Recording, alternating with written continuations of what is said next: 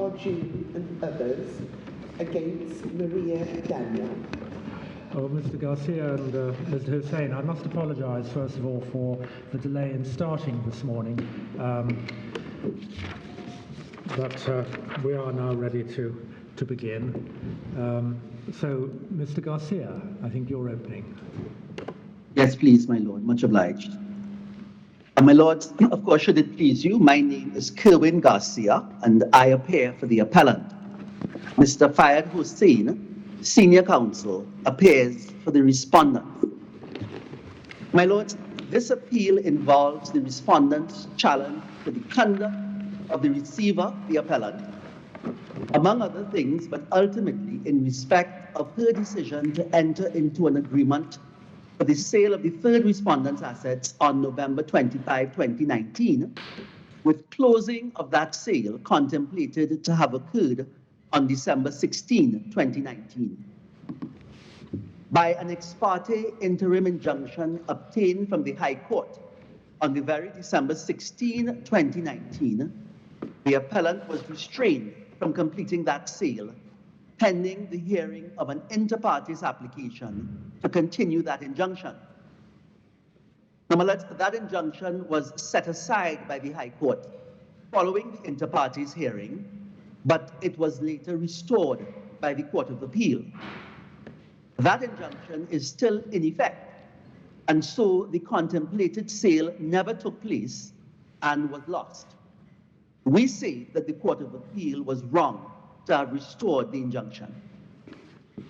Now, in the course of restoring the injunction, the Court of Appeal also set aside the other two orders that had been made by the High Court, namely, the High Court's order striking out the third respondent's claim for lack of the provision of an indemnity, as well as the High Court's order striking out the first and second respondents' claims for lack of a claim in respect of any individual personal loss. We say the Court of Appeal was also wrong to have set aside the striking out orders of the High Court. My lords, we adopt and pray in aid our written case, and in our oral submissions before the board, we propose to demonstrate briefly why, in addition to the reasons advanced in our written case, the Court of Appeal was wrong to have set aside the High Court's orders. And my lords, with your leave, we propose to take each of the High Court's orders in turn and expand on why we say the Court of Appeal was wrong in each case to have disturbed them.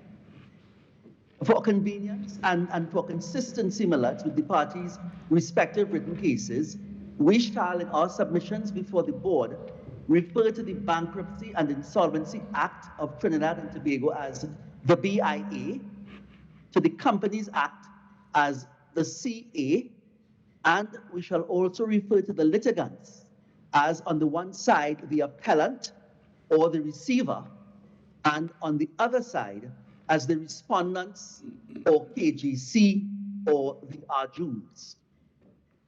Now, my lords, in essence, our submissions on why the Court of Appeal was wrong in setting aside the High Court's orders come down to three fairly simple propositions. Namely, one, there is no statutory basis in the BIA or the CA for the exclusion of the common law rule that directors who cause a company in receivership to bring an action which imperils its assets have no power to do so where they do not provide an indemnity in respect of the costs of that action.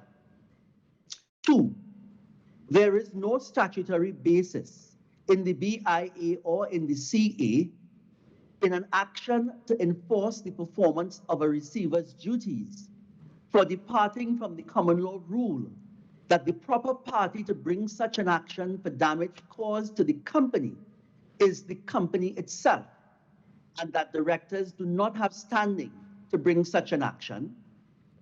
And three, there is no statutory basis for requiring an injunction to be continued against the receiver where no case for breach of the provisions of the BIA or the CA can be made out, or where otherwise it is simply not just to do so. So, my lords, with these three core propositions in mind, we turn first to the High Court's order striking out the claim of the third respondent, KGC, for KGC's failure to provide an indemnity against the costs of the action.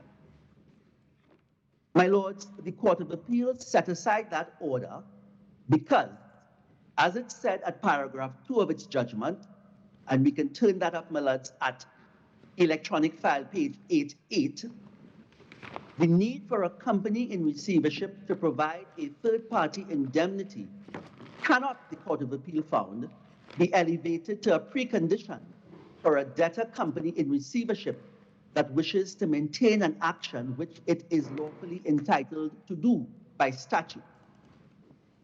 We say that the Court of Appeal was wrong to have set aside that order because in circumstances such as existed in this case, namely, where the company's assets are insufficient to pay its debts and the cost of the contemplated litigation, including the risks of adverse cost orders, further imperil or further threaten the company's assets, the need for an indemnity, in fact, can be elevated to a precondition, even where what that company in receivership wishes to do is maintain an action which it is lawfully entitled to bring by statute.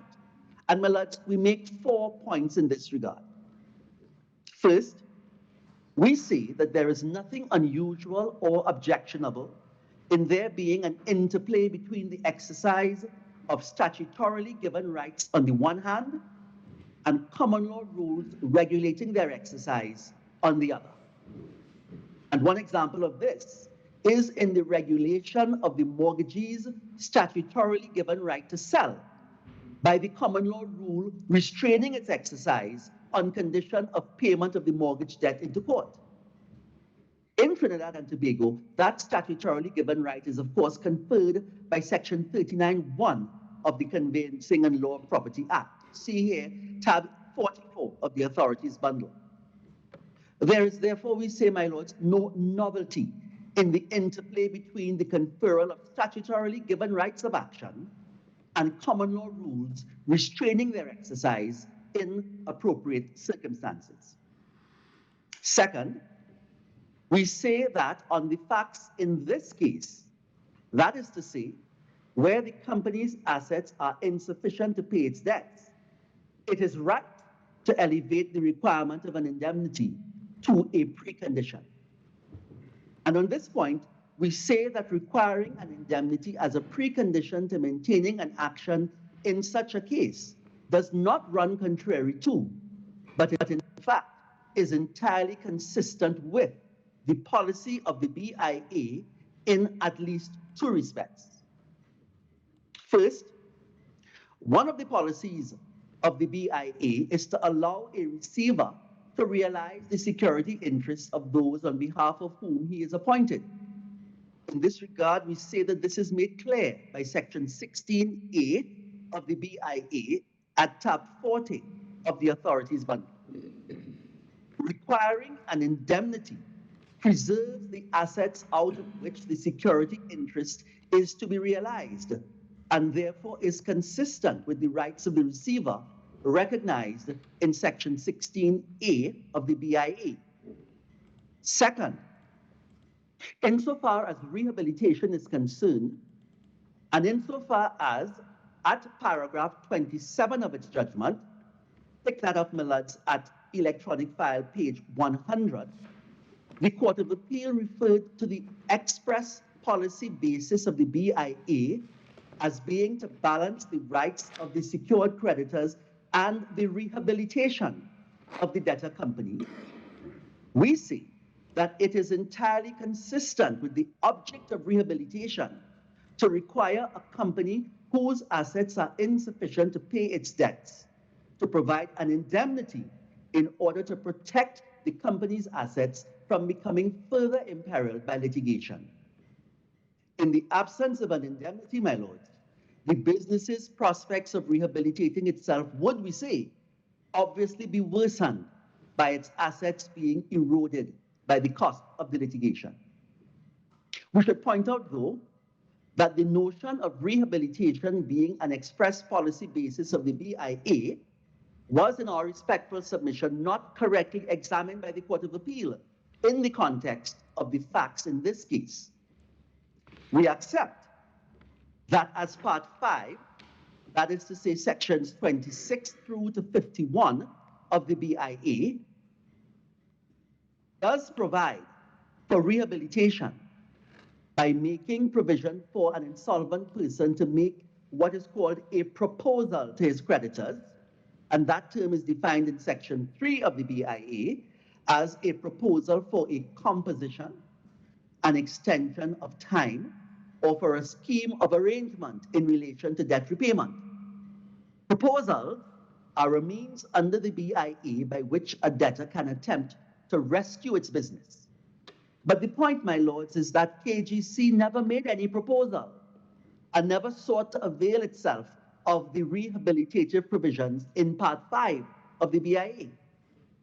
The Court of Appeal's reliance upon the policy of rehabilitation of the debtor as a reason for holding that the High Court was wrong to have required the provision of an indemnity, therefore lacked a factual underpinning. And the Court of Appeal's decision to set aside the High Court's strikeout decision on that basis was, for that reason too, plainly wrong. But where the Act's policy of rehabilitation is a relevant factor, we say that the requirement of an indemnity as a precondition for maintaining the action is entirely consistent with and is in furtherance of that policy. Now, my lords, we would point out that similar approaches have been taken in other jurisdictions in similar legislative contexts, and we say there is no reason in principle why such an approach in this jurisdiction should have been regarded by the Court of Appeal as wrong. The approach that it is necessary for a company in receivership to put up security as a precondition for maintaining an action has been applied in similar statutory contexts in Canada, on whose Bankruptcy and Insolvency Act Trinidad and Tobago's BIA is modeled. For example, in the case of Maple Leaf against North Atlantic Sea Farms Corporation, which is at tab 17 of the authorities bundle, the court says at paragraph 36 of the judgment that generally it would be considered as a condition for allowing the action to continue that the directors or the guiding minds of the respondent put up security. What is significant about Maple Leaf is that in that case, the court considered the Corporations Act of Newfoundland and Labrador. See page 3 of the judgment, and Millard, could I just say, with our apologies, that we had cause to hand up a corrected version of that judgment. So if Millard would have regard to page 3 of that corrected version, we see there that in that case, the court considered the Corporations Act of Newfoundland and Labrador, which includes section 164A and B, which correspond exactly to section 14A and B of the BIA, and which also includes section 165 of the Newfoundland and Labrador legislation, which is similar to section 20 of our BIA. The point we make is simple, and it is this: in a similar statutory context, the need for a company in receivership to provide security has been elevated to a precondition in the context of a statutorily given right. Section 165 of the Corporations Act of Newfoundland and Labrador in that case, in order to maintain an action.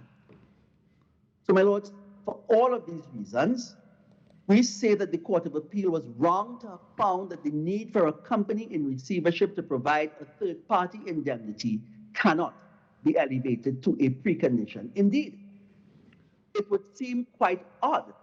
Can I just interrupt? Can I ask you a question? Sorry. The Maple Leaf case you took us to was a case about security for costs, wasn't it? It was indeed, madam. You seem to be treating an indemnity and security of costs as though they were one and the same thing, but they're not the same, are they? They are not the same, my lords. We rely on it only for the principle that in order to proceed you might be called upon to provide a security or some sort of indemnity. Well, are you saying that there's an automatic rule that somebody must provide an indemnity, or is it a matter of discretion, whether it's an indemnity, security for costs, or nothing at all, depending on the circumstances of the case? The latter. It has to be, with respect, a matter of discretion of the court. But what we see is that the BIA and the CA do not eviscerate the discretion that the court has to impose that requirement. Whether, as Malad says, it be security for costs or security in the way of an indemnity or whatever else, my lord. Thank you. Right. So, my lord, we were saying that it would seem rather odd if the respondent's argument to the contrary holds sway, that under the BIA, a company in receivership should now be entitled to less protection than it was afforded previously by the common law. Finally, my lords, on the question of the Court of Appeal's reversal of this particular order, we wish to address the Court of Appeal's suggestion at paragraph 30 of its judgment. See that, please, my lords, at page 100 of the electronic file, that an option that was available to the High Court was the approach adopted in the busy Printry case, see tab 2 of the authorities bundle. That is to say, to conduct an exercise to determine the extent of the indemnity needed and who could provide such an indemnity. And as Malad Legat has correctly pointed out, in the busy Printry case, the application was for a stay until arrangements were made in respect of the cost of the action. So in essence, an application for security for costs. In the case at bar, the application was not for security for costs. The application was always to strike out for failure to provide an indemnity. And we note that in our friends for the respondent's written case, they say, see at paragraph 89, that the High Court order striking out the third respondent as a claimant was disproportionate. We disagree. We say that the decision was proportionate in all of the circumstances, including that KGC opposed the application on the basis that it was not required to provide an indemnity at all, because, so it said, the value of its assets was greater than all the possible costs of the litigation. See in this respect, paragraph 25 of the High Court's judgment at electronic file page 17. KGC chose not to apply at any time during the course of the hearing before the High Court for an opportunity to provide an indemnity. It was not for the High Court to advocate for KGC's entitlement to do so or for a lesser consequence, but to rule its application that was before it. And for all of the reasons set out in our written case, KGC's claim against the receiver had no realistic prospects of success in any event. Could I, so my lords, could I just raise a question, please? Yes. At the Court of Appeal judgment at paragraphs 28 and 30 on page 100, they seem to envisage taking these considerations into account, but at a subsequent stage. It almost seems to be talking about, well, let's get to trial stage, and at some sort of later point, we'll then, as a case management exercise, decide what then should be done. What do you say? And therefore, that this shouldn't be used too early, so to speak, as the nuclear option. What do you say to that? Court of Appeal, we say with respect, was plainly wrong to have adopted that approach. And that is a thread that one notices, Malad, runs through the entire Court of Appeal judgment. In fact, at other paragraphs in the judgment, the Court of Appeal criticizes the High Court for having evaluated the evidence at this preliminary stage and said that that is an exercise, for example, that should be postponed to the trial. Malad, in both respects, in relation to proper case management and in not imperiling the assets of the endangered company in terms of the company being under distress. In both respects, the proper time is the earliest time. that would be the proper time for the court to consider whether to put up an indemnity, and indeed whether to consider the relative strengths of the parties' cases. The proper time, we would say, Miller, is the earliest time, and the Court of Appeal was plainly wrong to have adopted that approach.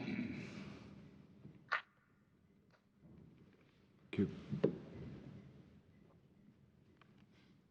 My lords, if we could now turn second to the High Court's order striking out the first and second respondents' claims for lack of a claim in respect of any individual personal loss. My lords, the Court of Appeal held, see paragraph 61 of the Court of Appeal's judgment at electronic file page 115, that as directors, the Arjoons had locus standi to commence an action on KGC's behalf against the appellant for breach of her duties as receiver. We say that the Court of Appeal was wrong to have so held for at least 3 reasons. First, it is clear that directors are not within the class of persons set out in Section 20 of the BIA who may make applications to the court for orders in respect of the non-performance of a receiver's duties. Section 20 of the BIA, tab 40 of the authorities bundle, enables the supervisor, the debtor, the trustee in the case of a bankrupt, or a creditor to make such an application. It does not enable directors to do so. Second, insofar as the respondents place reliance on the entitlement conferred by Section 296 of the Companies Act upon interested persons to make an application to enforce the performance by a receiver of his duties, we say that by Section 23A of the BIA, and this is an important point when we get to the question of the receiver's accounting and reporting duties. We return to that. It's a little more detailed when we get there. But for now, my lord, we say that by Section 23A of the BIA, Sections 290 to 303 of the Companies Act do not apply, because those sections only apply in the absence of provisions relating thereto in the BIA, and there are provisions relating to those matters in the BIA, namely the matters of the functions and duties of receivers, of the entitlement to make applications to the court for directions in respect of receivers, and of the reporting and accounting responsibilities of receivers. See here, sections 40 through to 20 of the BIA. Malati will take the board through those sections again and in further detail when we deal with the injunction order. Third, we see, even if the first and second respondents were entitled to rely on sections 290 to 303 of the Companies Act, we would say that their reliance on section 297E, in this regard, my lord, see paragraph 94 of the respondent's written case, to found a personal entitlement to sue over inspection of a receiver's account is, with respect, misconceived. We say that the right to inspect a receiver's accounts in section 297E of the Companies Act, and the Companies Act is at tab 43 of the authorities bundle, is, upon its proper construction, a right which belongs to the company personally, which directors exercise merely as agents of the company and not otherwise. Because, of course, my lords, companies act through human agents. We say that as a matter of legal policy, dating as far back as the rule in Fuss against Harbottle, the proper claimant in an action for damage done to the company is the company itself and not its directors, and that there is nothing in the BIA and nothing in the applicable sections of the Companies Act, which do not include 290 to 303, that suggests that Parliament intended, in relation to claims against receivers, to give directors locus standi in their personal capacities to commence an action for losses sustained by the company. And we would point out that at paragraph 58 of its judgment, See electronic file page 113, the Court of Appeal agreed with Mr. Justice Gibson's statement in Watts against Midland, that's at tab 37 of the authorities bundle, that where, as in this case, the company can sue the receiver, we say see section 20 of the BIA, there is no justification for a derivative action where the plaintiffs are the directors and majority shareholders and can procure the company to bring such action.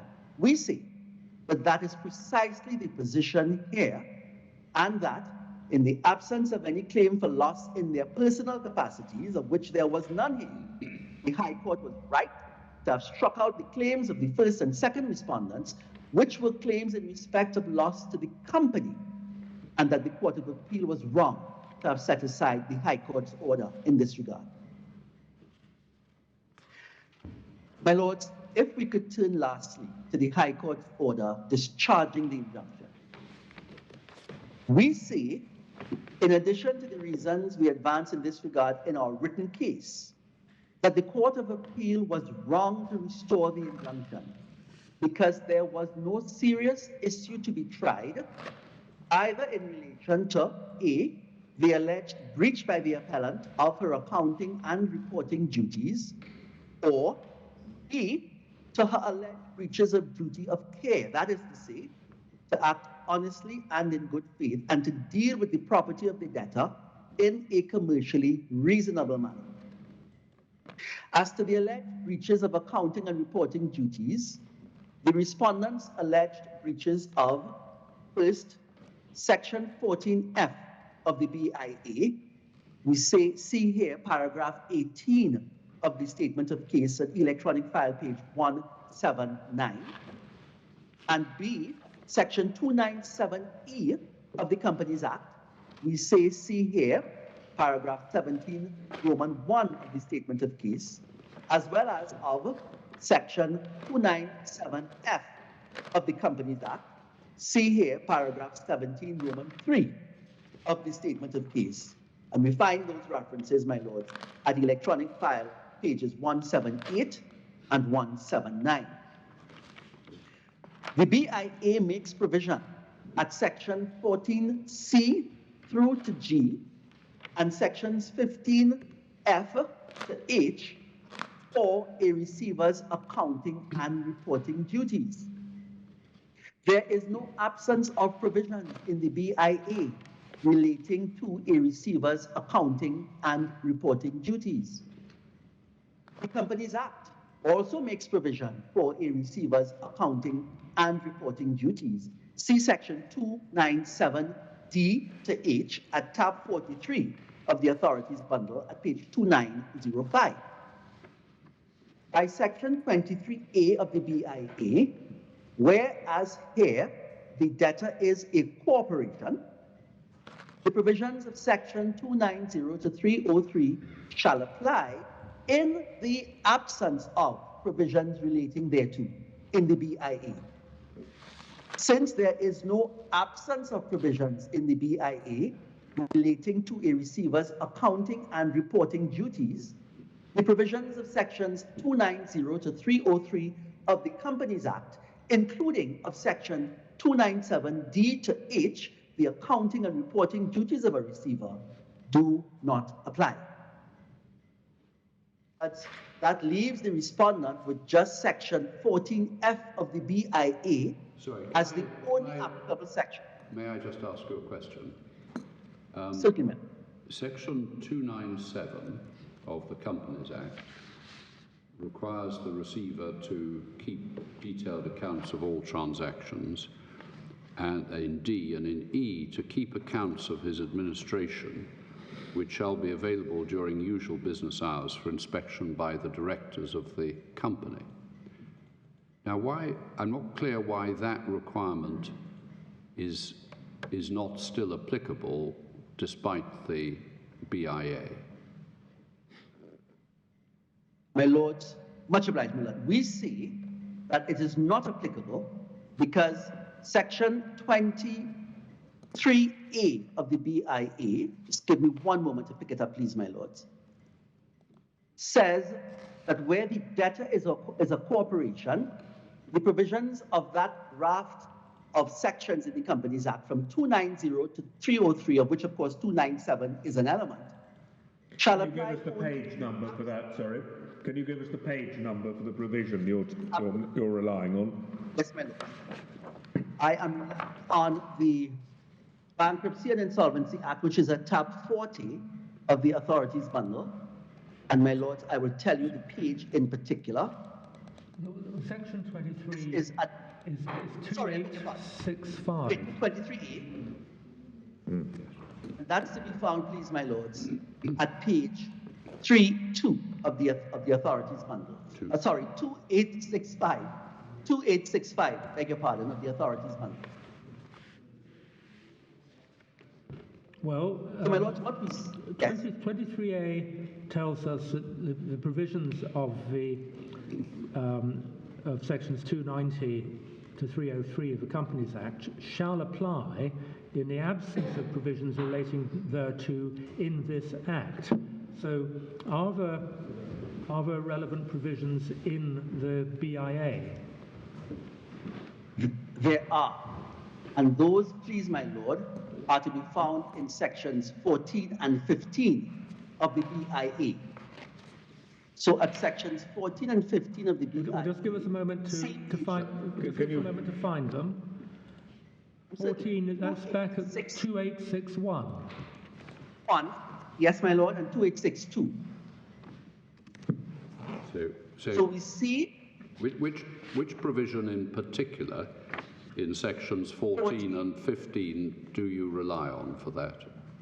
We rely on 14. Well, first of all, we rely on the fact that as a category of obligations, that is to say, accounting and reporting obligations, there are provisions in section 14 and 15 of the BIA, and that as a category of obligations, that is to say, reporting and accounting obligations, there are also provisions in the Companies Act.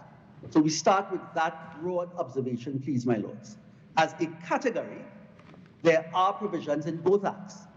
And we say that section 23A, properly construed, is to be understood as saying where this type of provision is provided for, where this subject matter is provided for in the BIA, then the same subject matter for which provision is made in the Companies Act does not apply.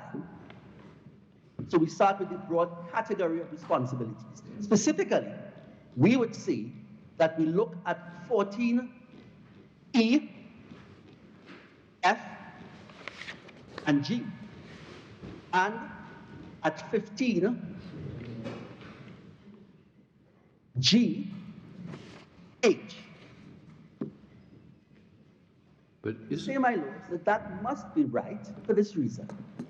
The Bankruptcy and Insolvency Act came into existence, or rather was proclaimed into effect in 2014. At any rate, it was proclaimed into effect after the Companies Act. And we say that it is right for Parliament to have intended that with this new legislation, the duties and responsibilities of the receiver were going to be as set out in the BIA in terms of accounting and reporting duties, and that the receiver would not be required to straddle two sets of accounting and receivers and reporting obligations. And in fact, when we look at the substance of what is required by section 297E and the substance of what is required by 14 F, G, and 15 G and H, we say that they are in substance the same. And so we urge upon the board the argument that by section 23A of the BIA, Parliament was saying, where we in the BIA take care of that business, that is where you look to define and understand your obligations. You don't need to keep one finger on the Companies Act for the same type of obligations and another on the BIA for the same type of obligations. That's the argument that we urge upon the board with respect, please, my lords.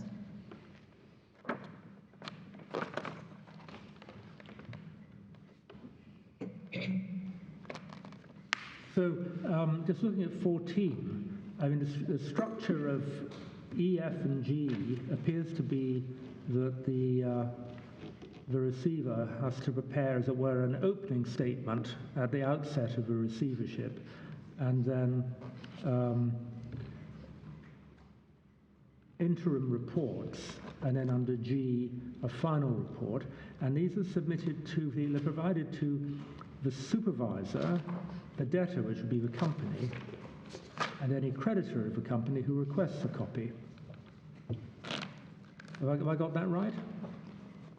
That is right, please, my lords. And if I could just invite you, at your convenience, to have a look at tab 43 of the authorities bundle, you will see the exact same scheme applicable from the Companies Act. That is to say, at the start of the receivership, the receiver invites, by section 301, invites the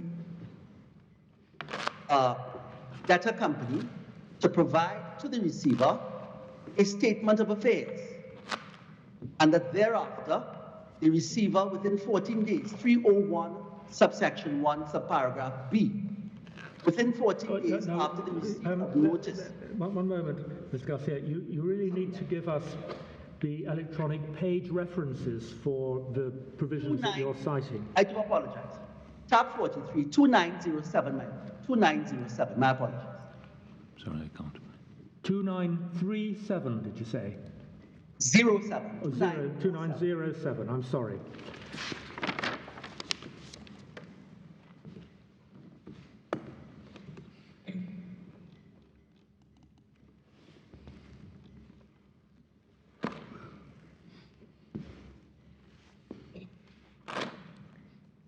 I'm struggling to understand this point, Mr. Garcia, because if you're saying the provisions are substantially the same, what difference does it make, any of this? Well, the difference it makes, my lord, is that it eliminates from the bow, if you want, of the respondents' arguments, the arrow of anything to do with section 297E. And that happens to be one of the planks, if not the only plank, but the major plank that the respondents rely on to ground their entitlement, their so-called entitlement as directors, to bring an action for loss suffered by the company. And we see that at paragraph, I think it is 84 of the respondents' written case. So it's not academic, my lord. It is important to eliminate it if it really is to be eliminated. And is that because of the interested person provision? Or is it? Yes, it is. Yeah. Yes, that is right.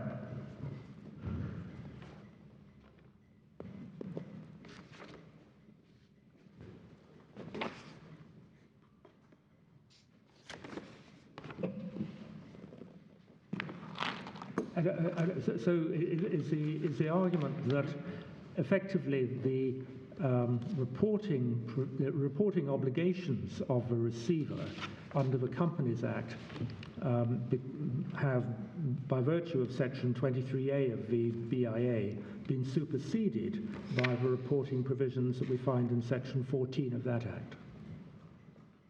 Absolutely, please, my lords. Very grateful for that formulation. That is what I wanted to see. Much obliged.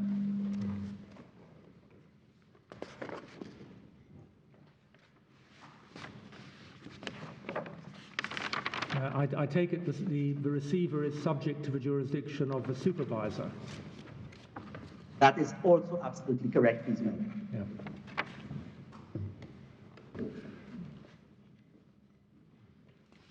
Who is the supervisor in relation to this company? The supervisor is an office that has been established by the Bankruptcy and Insolvency Act. The office is currently occupied by an officer. Her name appears in one of the affidavits sworn by the appellant in the procedural appeal. Right. Thank you. Karen Londet Sibaran, I think is her name.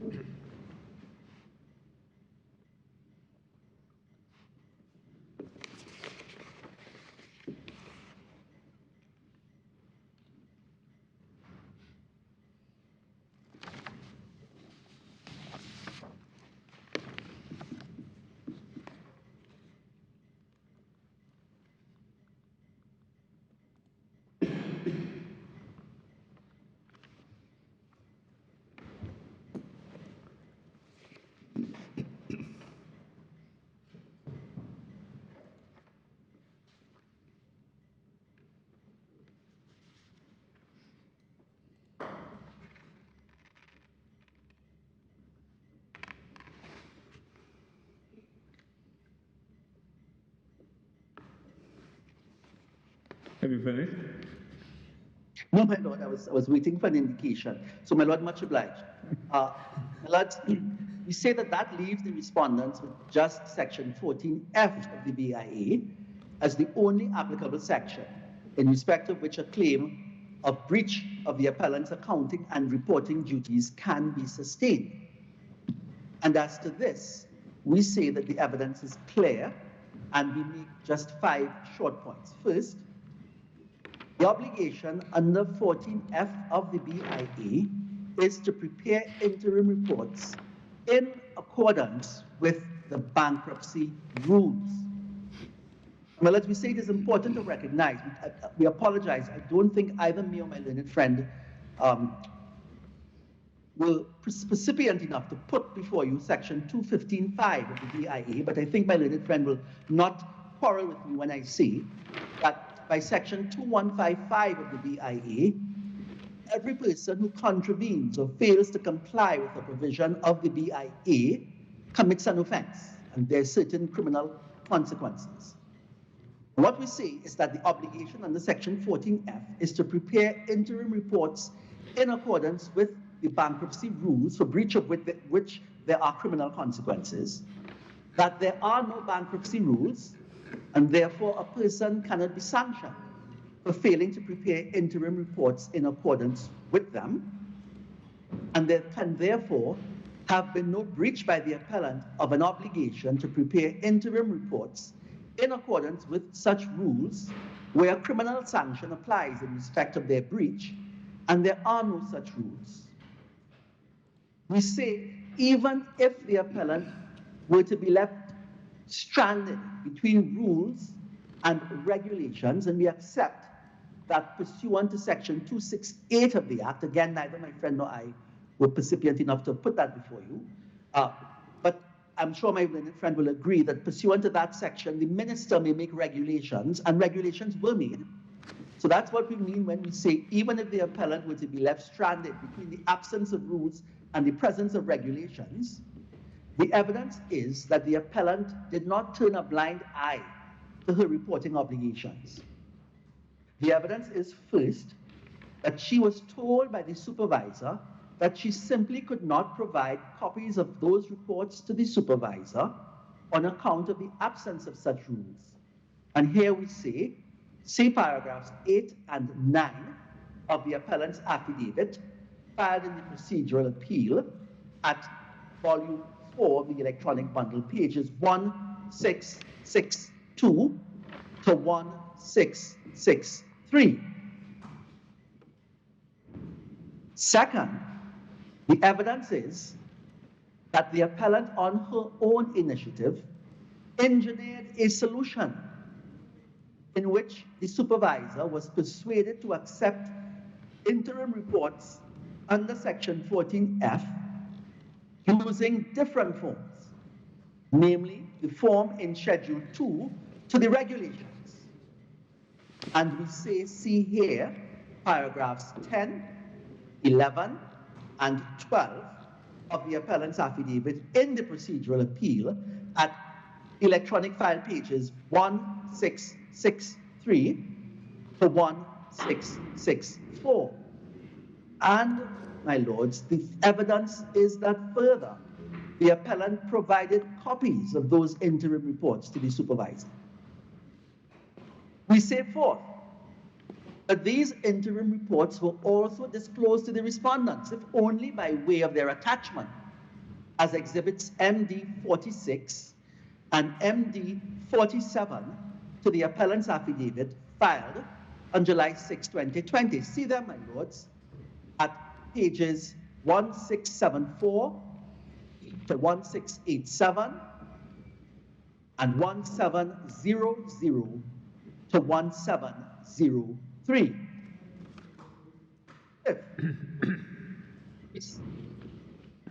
We say that there is in any event no evidence that contradicts the appellant's evidence at paragraph 6 of her procedural appeal affidavit, see electronic file page 1662, that she in fact did prepare and that she in fact did keep accounts and records in accordance with the BIA, separate and apart from the question of her providing copies of what she prepared and kept to anyone. So, my lords, we say that there was therefore no serious question to be tried in relation to the grant of injunctive relief, where any breach of section 14F of the BIA was concerned, and that the appellant acted perfectly properly at all times. The evidence, we say, does not disturb that.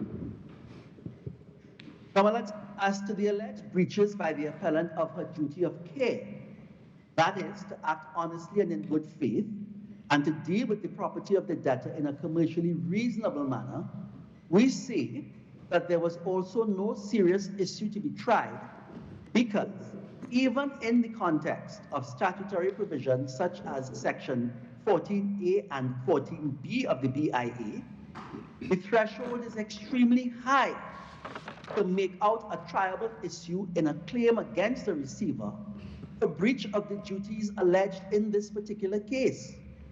That is to say, a failure to bring or to defend or participate in litigation, a decision not to carry on aspects of the debtor's business, or a decision to compromise claims by the debtor.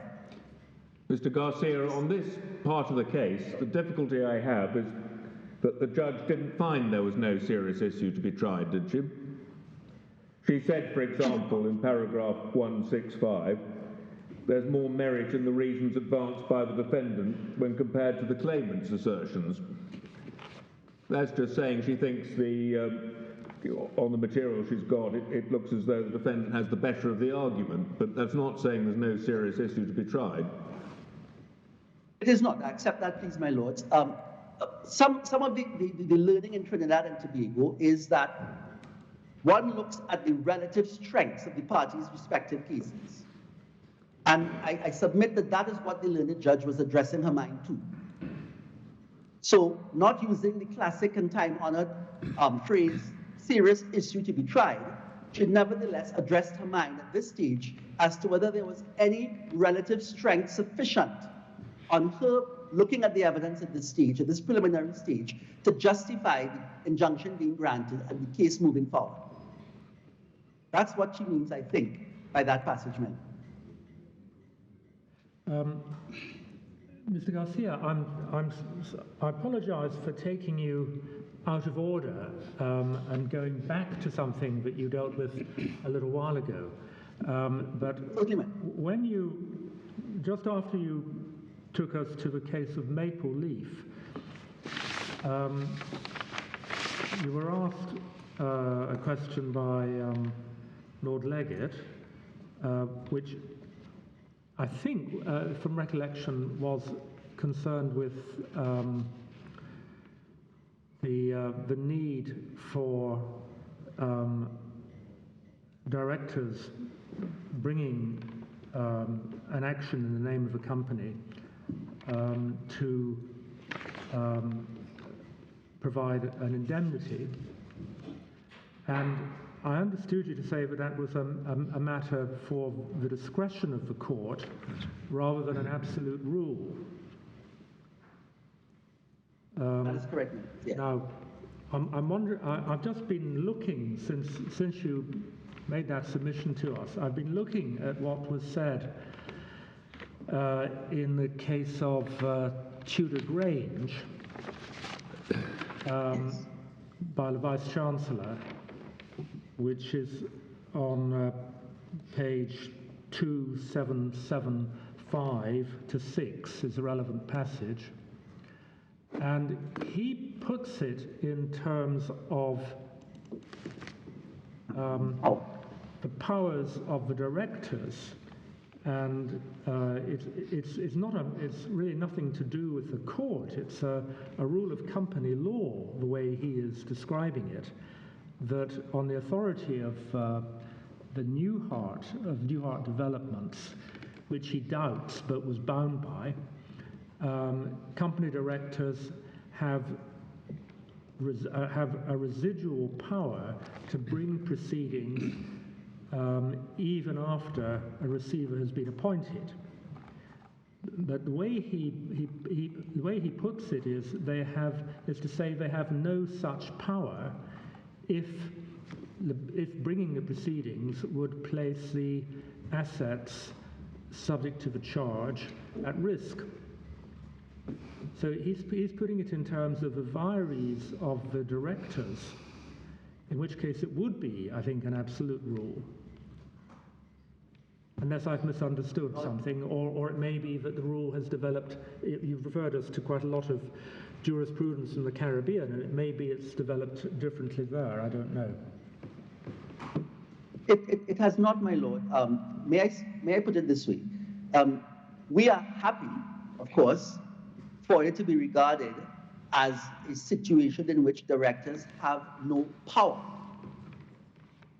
We are happy with that, because, of course, that strengthens the basis of our appeal, which is to say that the Court of Appeal was wrong to have allowed the case against KGC to continue, because KGC simply had no power, or rather the directors simply had no power to allow that case to have even been brought.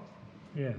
Yes, you'll see that's how he puts it, how Sir Nicholas Brown-Wilkinson put it, particularly between A and B, or particularly opposite letter B on page 2776. That where the directors held no indemnity against the liability of the company's assets to satisfy a hostile order for costs, then he says, in my judgment, the directors had no power to start the proceedings in those circumstances.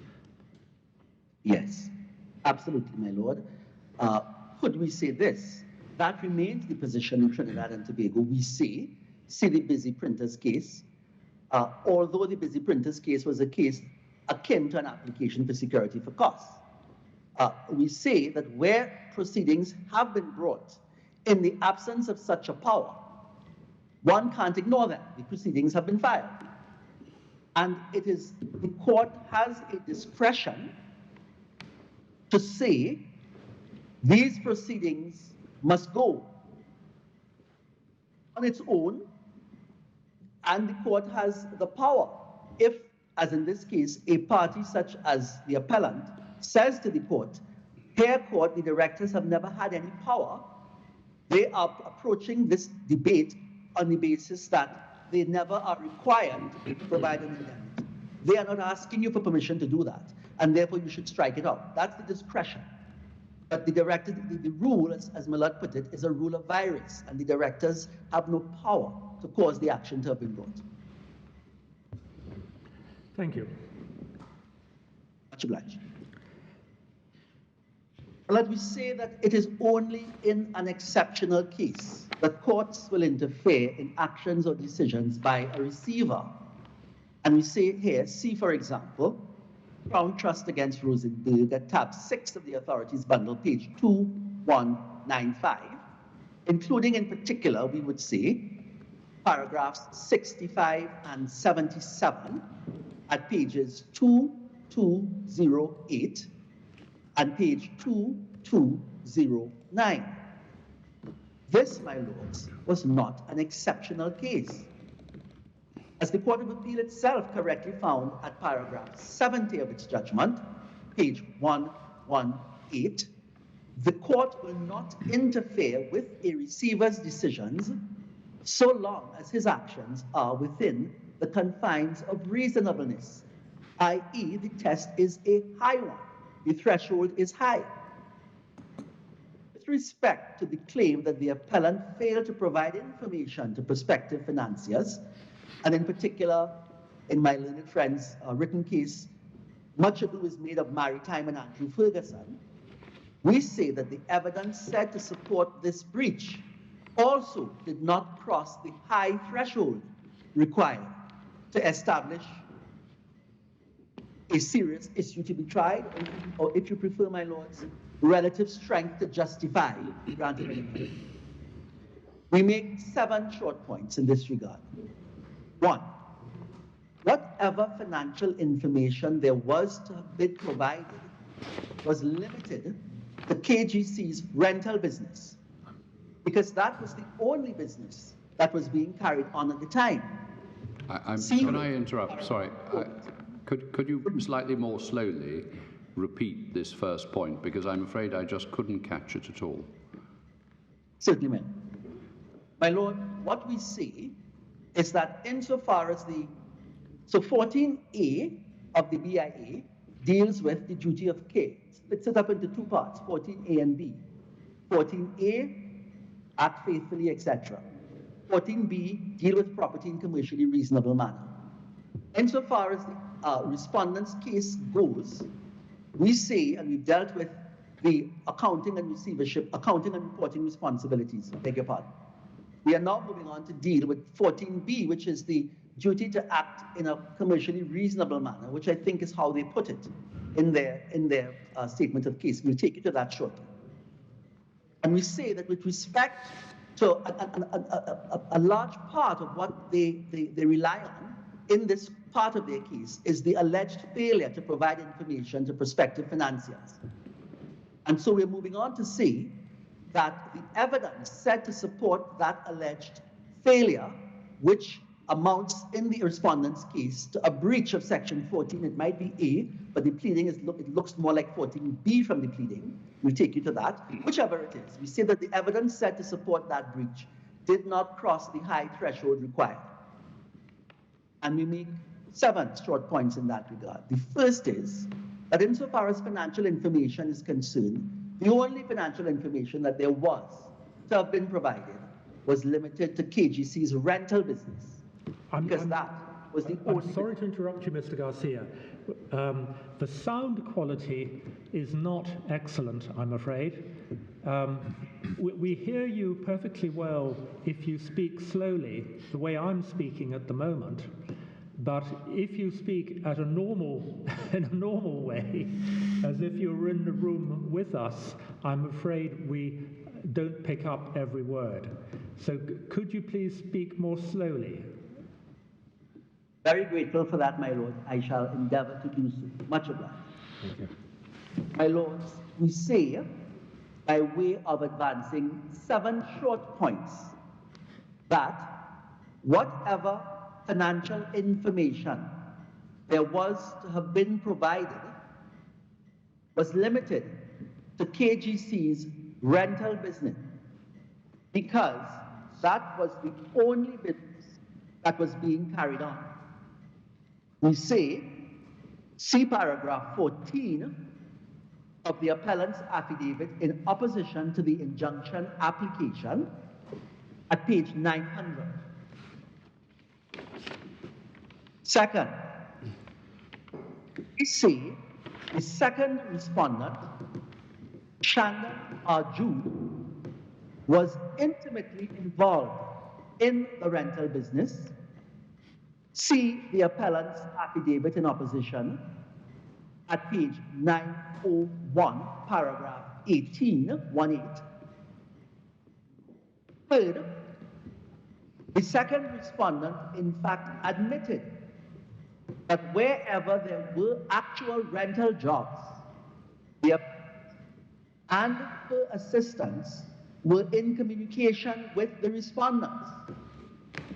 See the second respondent's affidavit in reply to the application for the interim injunction, paragraph 10. Paragraph 10. Yep. Page 1289.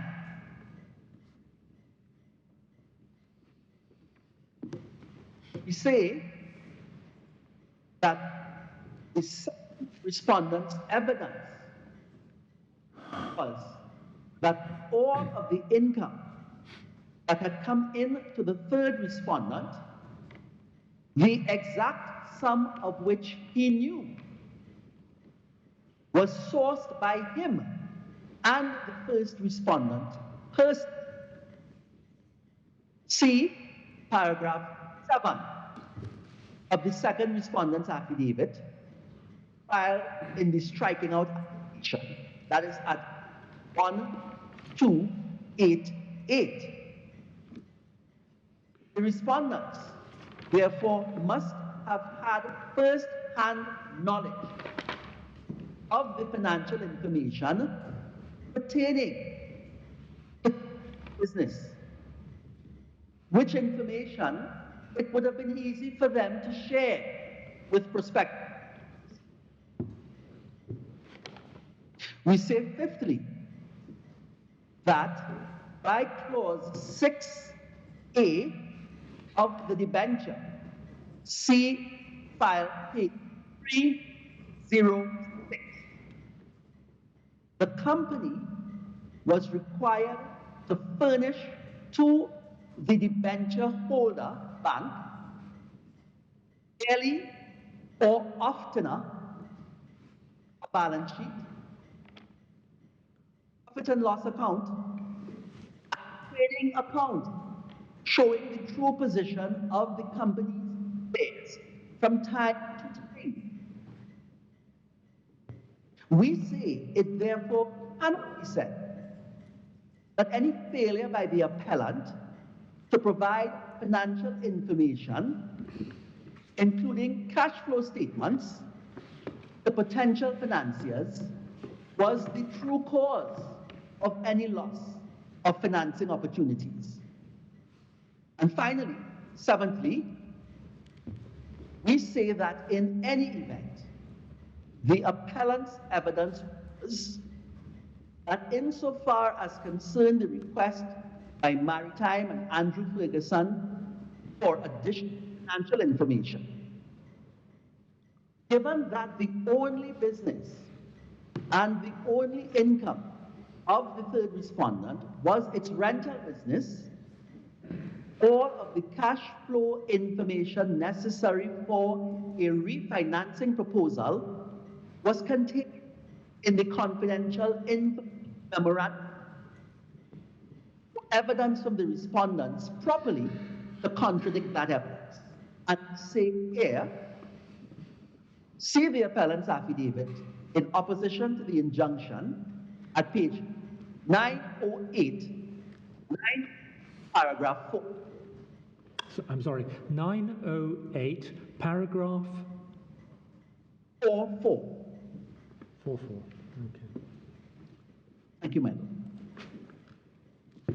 My lord, we say that state of the evidence, there could be no serious question to be tried that the appellant failed to provide information to prospective financiers, or that such failure caused the respondents any loss. We say here as well that that alleged failure was alleged to have occurred more than a year.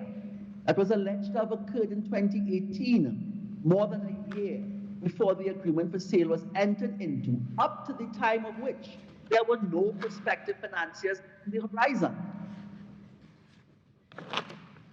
My lords, we say finally, in relation to the Court of Appeal's restoration of the injunction, that the injunction should not have been continued in any event in circumstances in which A, the appellant had, by the time the procedural appeal came up for determination by the Court of Appeal, already proactively provided interim reports.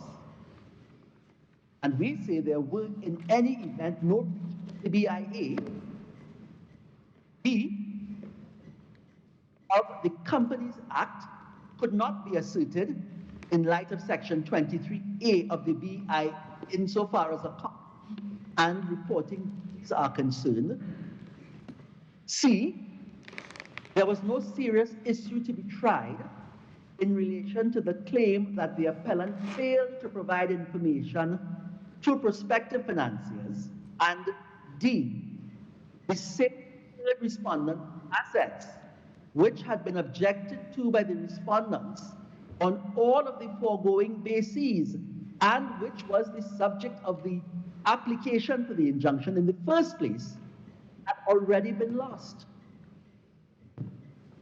In these circumstances, we see the balance of justice did not favor the Court of Appeal continuing to restrain the appellant from their pursuing any sale whatsoever.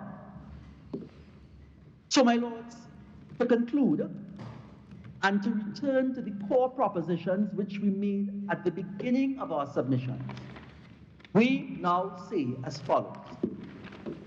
First, that for a statutory scheme to supersede or displace common law rights and remedies, the statute must positively be shown to be inconsistent with the continuation of ordinary law remedy otherwise available, as to which, if support is required, we say between Poverty Action Group, tab 29 of the authorities bundle at paragraph 2.8. I'm sorry, we missed the we got the reference at the end there, but we missed the earlier part of that submission you just made. I'm sorry, but we have to try to manage as best we can with the sound system. Can you please repeat it more slowly? Certainly, my lord. Much of that. Will do. Thank you.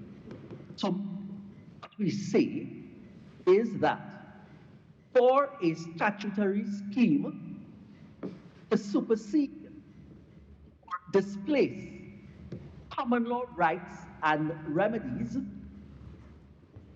the statute must positively be shown to be inconsistent with the continuation of the ordinary common law remedy otherwise available. See Child Poverty Action Group, tab 29, at paragraph 28. We say next that there is nothing in the BIA or in the Companies Act is inconsistent with continuation of the common law remedy available to a receiver of a company of having struck out an action which imperils the company's assets, where its directors do not provide or cause to be provided an indemnity in respect of the costs of that action. We say that the heightening of the duty of care and increasing of the receiver's accounting and reporting obligations are not inconsistent with protecting the assets of a company in receivership. We say next that there is nothing in the BIA or in the Companies Act which is inconsistent with the continuation of the common law remedy available to a receiver of a company of having struck out claims brought on the company's behalf for alleged breach of duties by a receiver by persons who assert and prove no personal loss on account of the alleged breach of duties. We say again, the heightening of the receiver's duty of care and the increasing of the receiver's accounting and reporting obligations, in parentheses, this is what my learned friends contend to be the effect of the BIA and the CA, are not inconsistent with restricting directors from suing for the company's losses when they claim none of their own. And we say that there is nothing in the BIA or in the Companies Act which is inconsistent with the continuation of the common law remedy available to a receiver of a company of having an injunction discharged, where there is no case for breach of the BIA or the Companies Act or proved, or where, as in this case, it is simply not just for the injunction to be continued. And finally, my lords, we say in summary, 1, there is and was nothing wrong in principle, and there was nothing wrong on the facts in this case in imposing as a precondition to the exercise of a statutorily given right the provision of an indemnity, and for striking the claim for failure or refusal to provide one. We say next. So before you move on, Mr. Garcia, I had understood that you to say that this was a discretionary rule. Are you now suggesting that it should be a threshold condition of the grant of an injunction in such circumstances that an indemnity is provided in every case? My lords, we planned this in relation to the action being brought, not so much as yet, although everything has to be weighed in the round, to the injunction being restored. We say that as a threshold requirement, as a matter of virus, directors have no power to bring an action or to cause an action to be brought in the absence of an indemnity in circumstances such as these. That is to say, where the company's assets will be imperiled by the bringing of that action. So it's an inflexible precondition? Yes. Thank you. We say so. Much obliged. Directors are not within the class of persons who can make an application for the enforcement of a receiver's duties pursuant to Section 20 of the BIA. Next, Section 297E of the Companies Act is not applicable by reason, we say, of Section 23A of the BIA. Next, even if it were applicable, the right of inspection on a proper construction of the section belongs to the company and is merely exercised through its directors.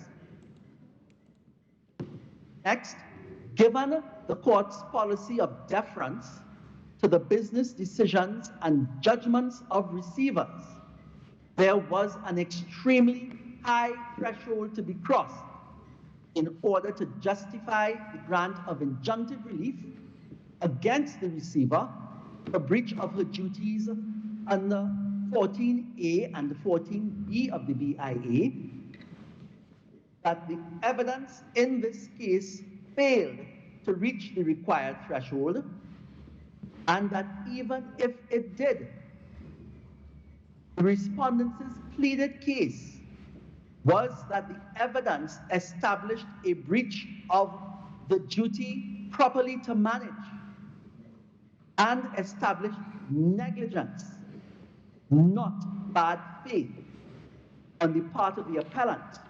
And here, my lords, we ask you to turn up pages 192 to 193 of the electronic file.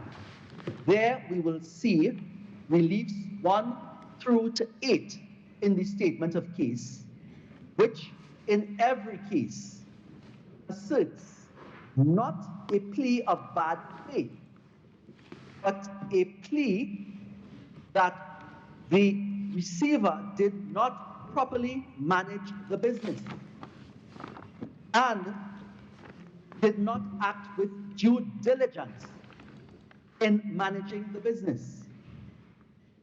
And we say that that is critical for the injunction because there having been no pleaded claim of bad faith on the part of the appellant in entering into the agreement for sale, managing the business badly, managing the business improvidently, is not bad faith in entering into an agreement for sale. And that being the pleaded claim, and there being no pleaded claim of bad faith on the part of the appellant in entering into the agreement for sale, and there having been no payment into court of the debt, there was therefore no reason to restrain the appellant from completing the sale. Now, For these reasons, my lord, much obliged. I'm sorry, These reasons, my lord. you can continue, complete your submission, Mr. Garcia. We started. Thank you, my lords. I'm almost through. For these reasons, we say the Court of Appeal was wrong to have disturbed the High Court's orders. These then are, my lords, our oral submissions before the board, and on the basis of them and on the basis of our written case, we ask the board respectfully to allow this appeal. My lords, these are our submissions. Thank you, Mr. Garcia. Very well. We turn then to Mr. Hussain. Yes. Yes, Mr. Hussain, when you're ready. Thank you very much, my lords. I wish, first of all, to refer you to electronic bundle 2865, section 23 of the Bankruptcy and Insolvency Act. That is the provision that reads as follows. The provisions of section 290 to 303 of the Companies Act shall apply in the absence of provisions relating thereto in this act. So if the Bankruptcy and Insolvency Act does not make a provision in respect of a matter, it is only then that the Companies Act shall apply.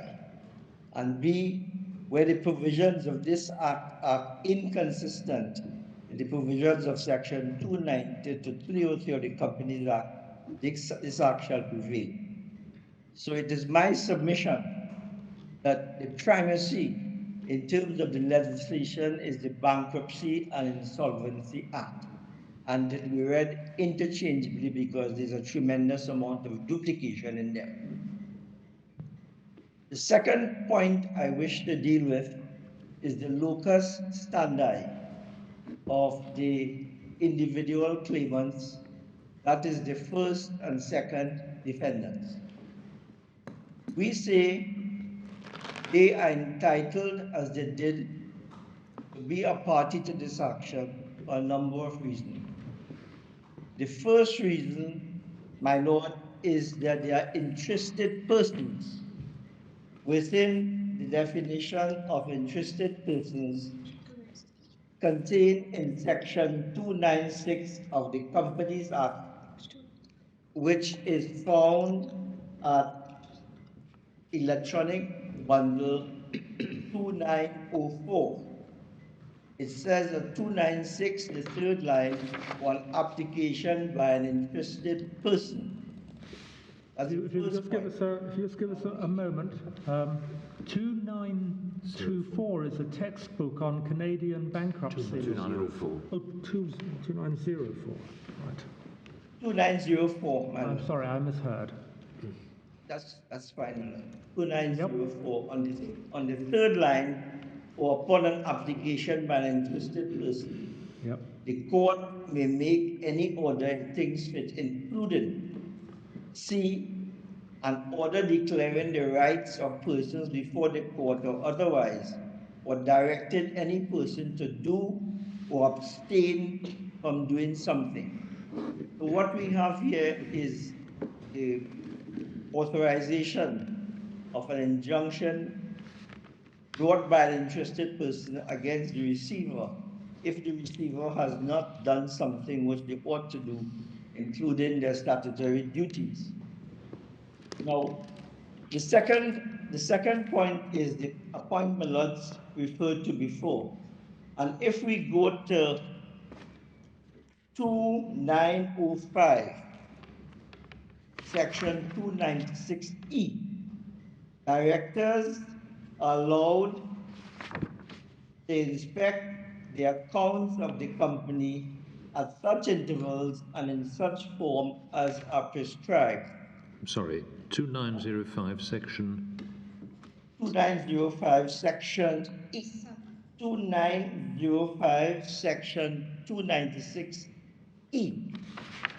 Sorry, 297E. Yes, 297E. Thank you very much.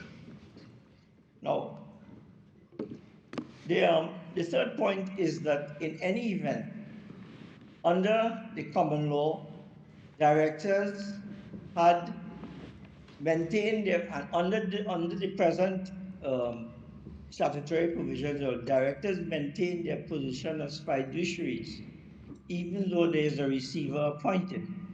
So in our respectful submission, if a receiver were to violate any of the duties placed upon a receiver, either common law or equity or under the statute, a director as an interested person might move the court for an injunction. I ask the question rhetorically, what is an interested person? An interested person is not defined in the Act. But if we go to 3092 of our bundle, Sorry, could you repeat that number again, please? 3092. Thank you. We cite an article from Buckwood where there are three possibilities of what is an interested person. And it includes not only someone who has a proprietary interest in the collateral, but a person affected by the management and disposition of the collateral, regardless of whether he or she has a proprietary interest in it or a direct legal entitlement to it. Well, what interest did the directors have in themselves, the directors themselves, as opposed to the company, have in preventing the sale of the business? My lord, they are fiduciaries of the company. Well, that's a duty owed to the company. So I beg your pardon, my lord? Yes, but why does that give them an interest rather in stopping the sale of the business? It might require them to take steps to make the company do something. Well, because of the fact that in this particular case, our claim is based on a statutory omission on the part of the directors to provide accounts to the supervisor, or alternatively to provide accounts to the directors, as the case may be, and also to fail to carry on the business in accordance with the statute and the common law. So therefore, the fact that the company has a cause of action does not mean the directors themselves as fiduciaries are excluded from maintaining an action. But they might have let's suppose they have a claim to be given the accounts. That doesn't have any bearing, does it, on the other aspect, which is the important one, which is stopping the sale of trying to stop the sale of the business. Well, they might get an order to be sent some accounts, but what they were actually trying to do was to prevent the receiver selling the business. And why is that a claim which they have, rather than one which, if anyone has, belongs to the company itself? Well, that can be gleaned from section 296C. If they are an interested person, there is a specific provision in 296C at page 2904. An order declaring the persons declaring the rights of persons before the court or otherwise, or directing any person to do or abstain from doing anything. So what it does, it gives the director as an interested person a local standard in addition to the company to maintain an injunction. But in addition to that, the directors also, and that is admitted in the agreed statement of facts, the directors also have a personal interest. And the personal interest, my lord, is found at the electronic bundle 790 and 2 260. And the personal interest is this, that the receiver did not defend a claim brought by Petrotrin against a bondholder, that is Nagico, and as a consequence of which judgment was taken up against the company, and the directors are guarantors. And if we look at those paragraphs, my lord, that I've mentioned to you, that is paragraph 206, sorry, electronic file 260. Sorry, 263, Mr. Hussain. 260, my lord. 260, thank you. Yes, and the claim form is at 790. What has happened is that in this particular case, because of the failure of the receiver to defend the action against Petrotrin, the directors are now sued in their personal capacity as guarantors. That is the second limb. We seem to be going from one thing to another, but the central focus of the action is to prevent the sale of a business. What does their liability as guarantors for a debt of a company's have to do with this? Well, the action is more than just the issue of to prevent the sale of the business. No, that's the most important part of it, and we seem to be focusing on everything except that. Well, the issue in this case, my lord, is what is the locus standi of the directors to maintain an action? And it is our respectful submission that the fact that the company has the power to bring the action does not exclude the directors themselves from also maintaining an action for damages against the receiver, because of the fact that they themselves have now been rendered personally liable. So sorry, is this your submission? Is your submission, well, the judge may have been right to strike out the claims by the directors for relating to the sale of the business, but she should have allowed them to continue to pursue their residual claim for relating to the loss they say they suffered on their guarantees. Is that your argument? That is my argument, and the second argument is that as fiduciaries, in any event, the actions can be complementary to the company. The fact that the company has an action doesn't preclude the directors from maintaining their action. But what does this have to, well, it wouldn't be an action brought as directors. I presume it would be an action brought against the receiver on the basis that she owed some sort of duty of care to the guarantors of the company's debts. Yes, my lord.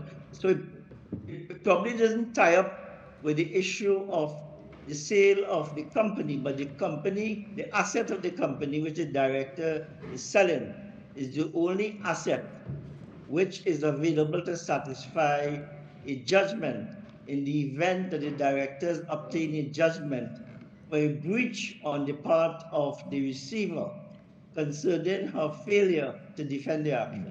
Why couldn't they defend the action if there were claims against them under the guarantees? Why couldn't they defend the action?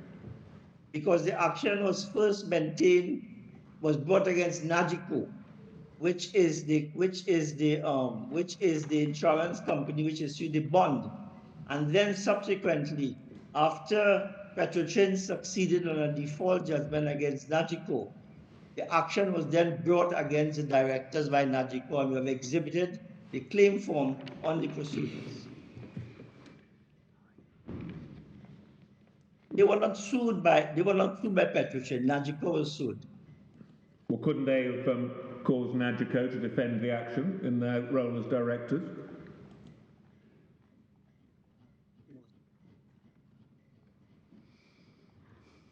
Well, I get the impression that the receiver is the person who is in place to really step into the shoes of Najiko, and she was invited to participate in defending the action.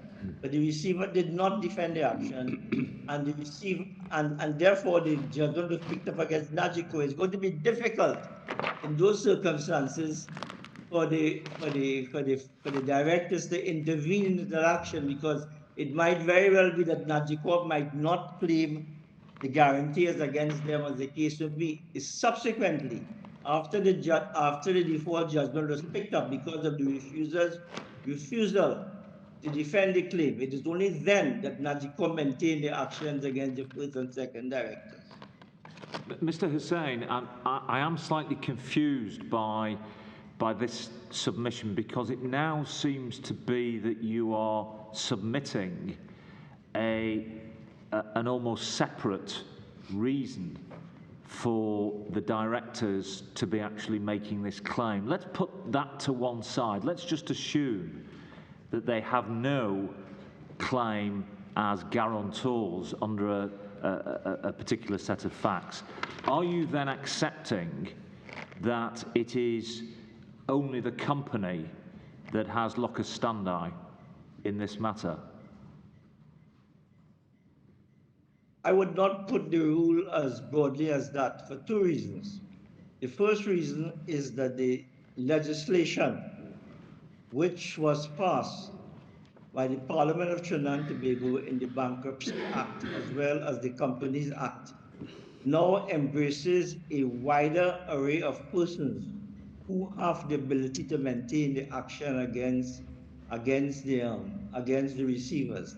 It is no longer governed by common law considerations that directors ought not to commence this action, and therefore it has to be looked at from the perspective of Section 296 of the Companies Act as well as Section 20 of the Bankruptcy and Insolvency Act. But why, with respect, why does this matter if the company can achieve this? What is the... Why would you need the directors to be suing as well as the company?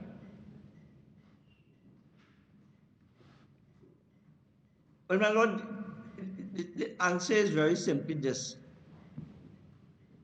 If it is that A has a cause of action in respect of something and B has a cause of action as well, what you do is you cover yourself absolutely by having both A and B maintain the cause of action. The fact that B has the cause of action does not preclude A from having the cause of action as well. There is no provision in the statute where a choice to be made as to who should be able to maintain the action.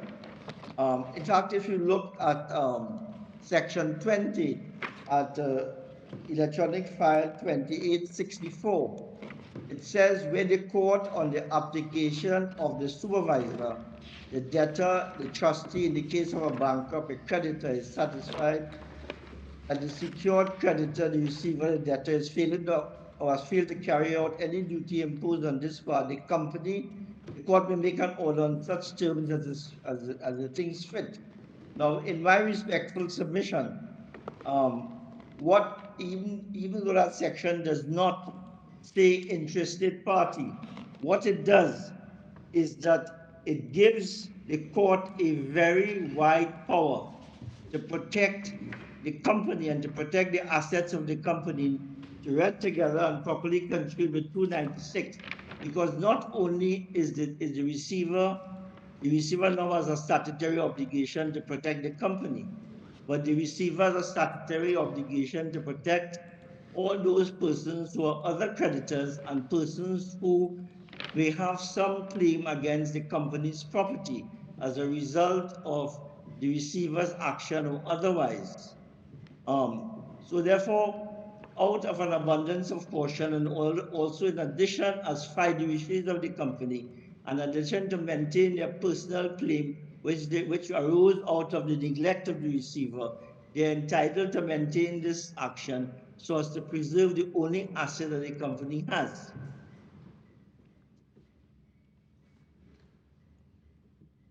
But you say that doesn't require you to prove any personal loss.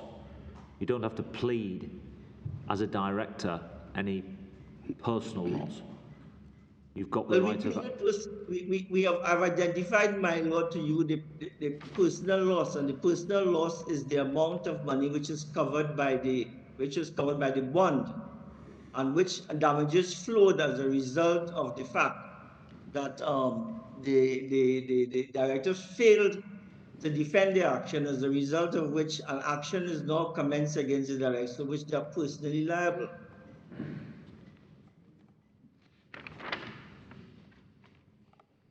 So it doesn't go only to the question of preventing the sale by the company itself, but it goes to the issue of protecting the only asset in respect of which they could be able to enforce a judgment or to be able to get some kind of remedy as a result of the failure of the director. Yeah, against the receiver, sorry, I beg your pardon. On failure of the receiver.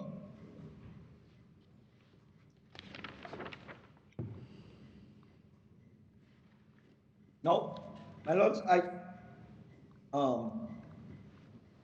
my respectful submission is if we go to Buckholder 1392, and what we see there is we see the fact that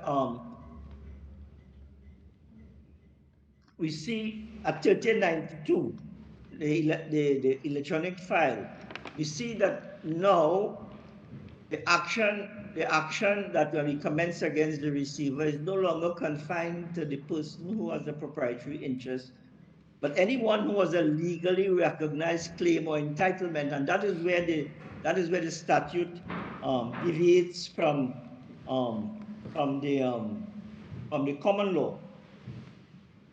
If we look also, by law, in the case of Jennings Building Products, which is decided by the... Mr. Hussain, I've just been reading the claim in respect of this Nagico aspect of the case, and it's rather extraordinary. It appears that, and you'll know this better than I do, but it appears that Nagico had entered into a performance bond with Trin, effectively guaranteeing that KGC would perform its obligations under a contract, and Fin sued Nagico on the bond and were successful. Yeah. And the present claim brought by the directors and the company is based on Nagico having begun proceedings against the claimants, and it's not. The argument being put in the claim is that the receiver's failure to participate in the action between Trin and Nagico resulted in prejudice to the claimants, in breach of the receiver's equitable duty to them not to mismanage the operations of the company. So liability under the bond having been established in proceedings between Trin and Nagico, the directors are now being sued by Nagico and are trying to say that their liability under the bond, if it is established in the proceedings against them, will be due to the receiver's breach of an equitable duty owed to them in respect of her management of the operations of the company. Yes, my lord, that's yes, okay. The other issue is if you look at Jennings Building Products. Professor, I should say it's simply for my colleagues' benefit, the relevant pleading is at page 178 in the file. And the declaration sought is at page 126. Yes, thank you, Mr. Hussain. You can proceed. Thank you very much for that. Milord, I think because of the time frame, what I propose to do is take you very briefly through the legislation and make my points as I go along. And the first bit of legislation I wish to take you to is the Banking and Insolvency Act. And if we go to electronic bundle 2861, section 14, we have a duty on the part of the receiver to act honestly and in good faith. But more importantly, a new principle is introduced by the legislation. And the principle is the receiver to deal with the property of the debtor in a commercially reasonable manner.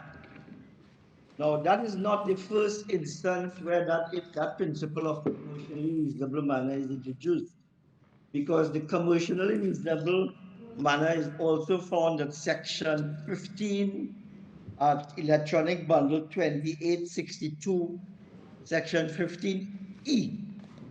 What is required of a receiver? To deal with the property of the debtor in his possession or control in a commercially reasonable manner.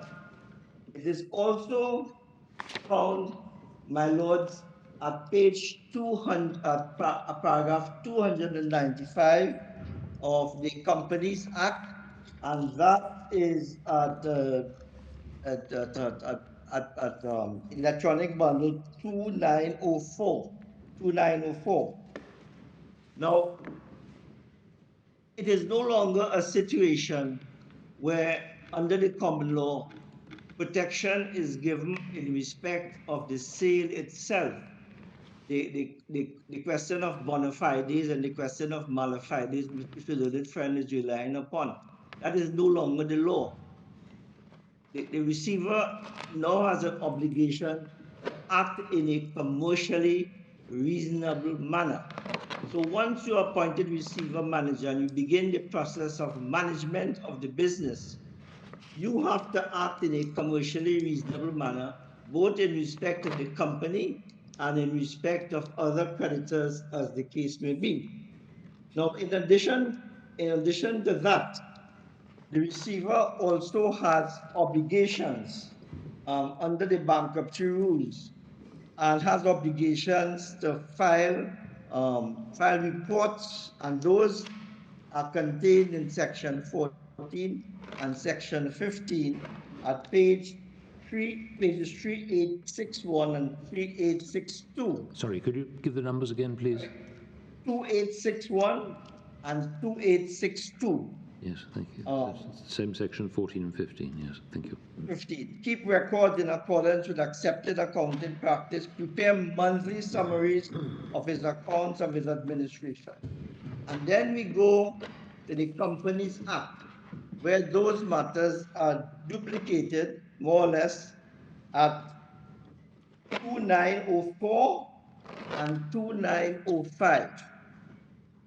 And of course, I pointed out already in 296, if it is that the receiver has not complied with these obligations, the court has a power to grant an injunction on behalf of an interested person.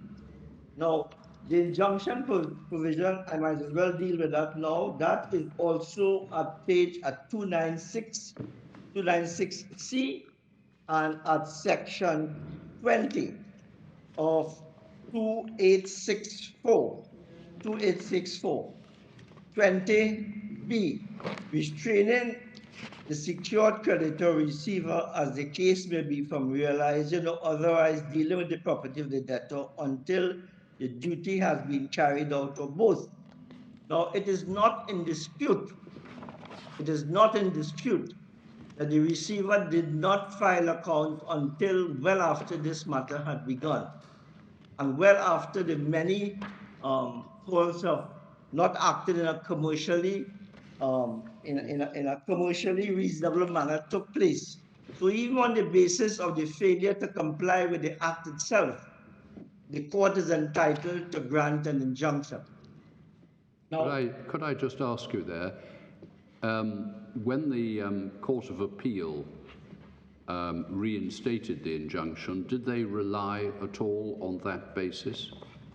yes, my lord, they referred extensively to the fact that they took into consideration the fact that the first instance judge did not look at this issue holistically, because the first instance judge clearly and unequivocally stated in her judgment that in the absence of an indemnity.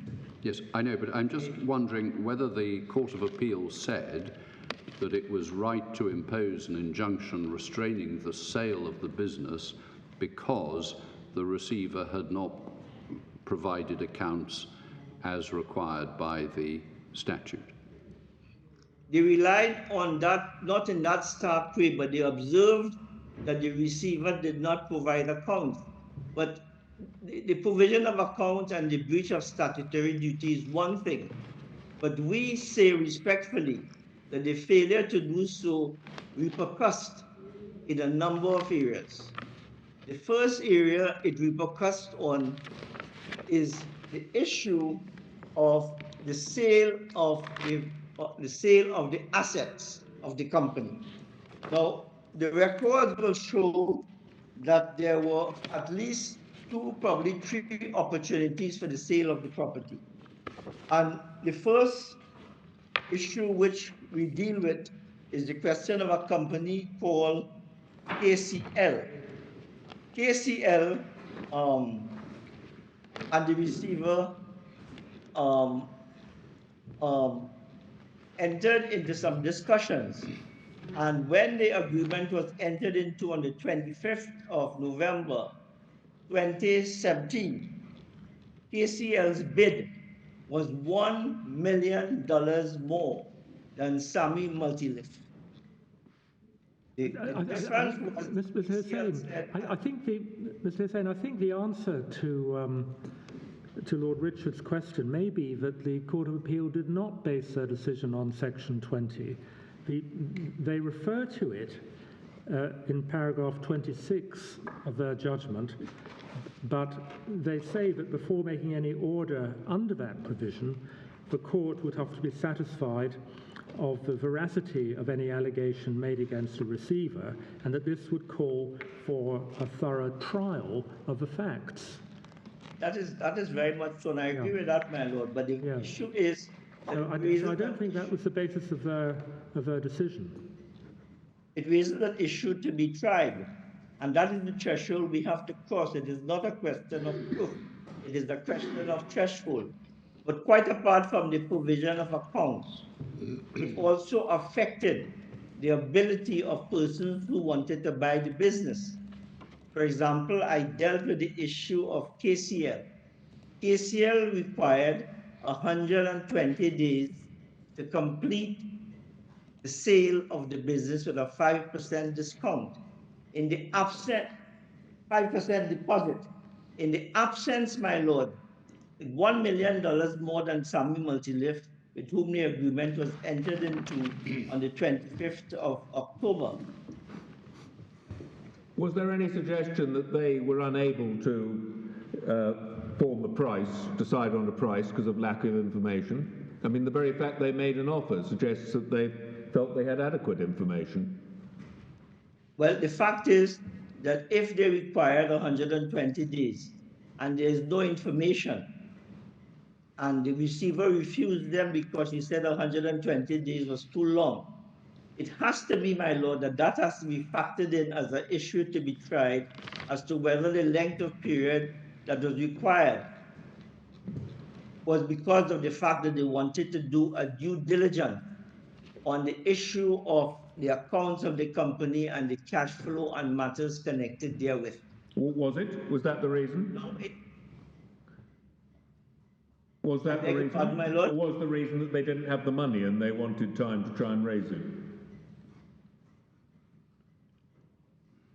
But that is not clear from the proceedings, my lord. That's not clear from the proceedings. It's not clear. Okay.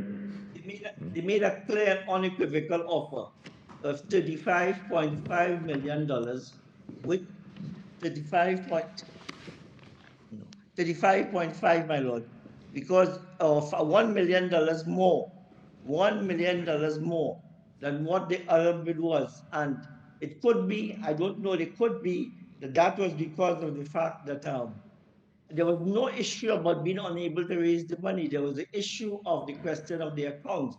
And that is a matter that has to be explored in the trial. Now, the second issue, my lord... Mr. Hussain, before we turn to the second issue, I think that might be a convenient moment for us to adjourn. We'll resume in an hour's time. And you should bear in mind you have 45 minutes remaining of your allocated time. Thank you very much, my lord.